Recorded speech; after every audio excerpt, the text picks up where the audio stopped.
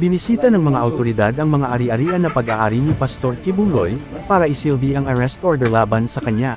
Ayon kay Chief Police Brigadier General Alden Delvo, pinagtulungan ng mga pulis at iba pang law enforcement agencies para ipatupad ang arrest order. Pinuntahan nila ang bahay ng pastor sa Davao, kasama nila ang mga tropa ng NBI at CIDG, pinalugmog nila ang mga establishmento na pag-aari ng pastor upang arestuhin ito. Ito ay alinsunod sa order ng Senado sa pangunguna ng Committee Chairwoman, Senator Riza Hontiveros, dahil sa labis na pagtanggi na humarap sa mga hearing, sa kabila ng nararapat na mga abiso, sa mga pagdinig sa di umano'y pagkakasangkot niya sa mga sexual na pang-aabuso sa kanyang mga miyembro at mga isyu sa human trafficking. Ayon sa general, naunang binisita ng mga pulis ang mga ari-arian ni Kibuloy sa Davao City at Samal Island, ngunit hindi nila ito nakita doon. Dagdag pa niya, ang KOJC compound at tama yung Prayer Mountain sa Davao City, gayon din ang resort sa Samal Island ay masyadong malawak para sa mga awtoridad upang lubusang masuri ang mga lugar na ito. Sa ngayon, sinabi ni Delvo na nangangalap ng intelligence information ang mga awtoridad sa kinaroroonan ni Kibuloy. Ayon sa general, wala pa talaga silang impormasyon sa intelligence community na makapagbigay ng relevant, timely, and accurate information. Dagdag pa ng general, ay patuloy sila sa paghahanap at hindi nila titigilan hanggat hindi makuha ito sa anumang paraan.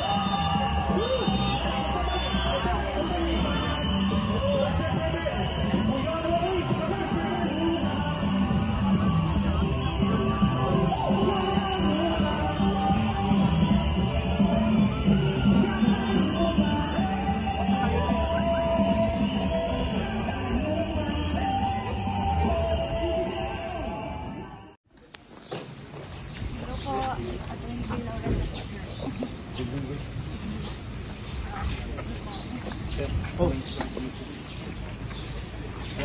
Balik.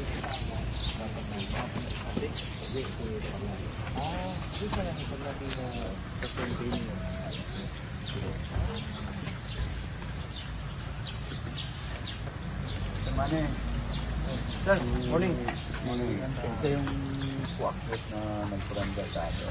Okay. Tapos may ito ng mga parlete lang po. Sergeant Tata. Meron po kami ano, di ba? Hindi tayo. Dalawang area.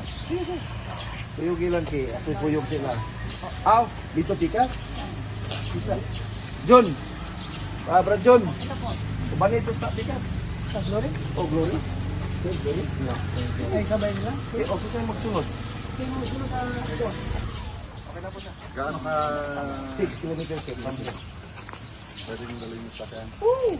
Ay, di. Pwede rin. Ano na natin? Okay, tapos. Sabay na dito sir. Samahan ko na lang kayo. Para samahan na tayo. Oh!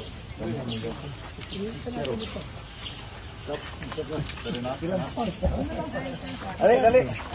Punta.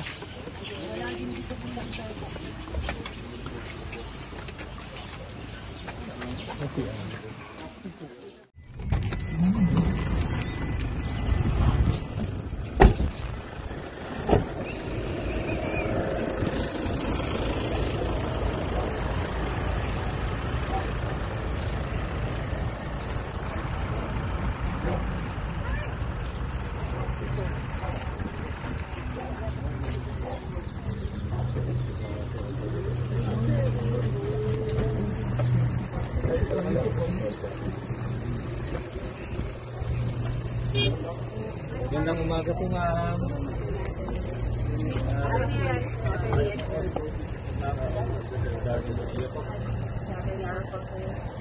So, should I receive? Pasok na siya. Ay, dito na lang po tayo. Pwede rin sa school. Doon na tayo.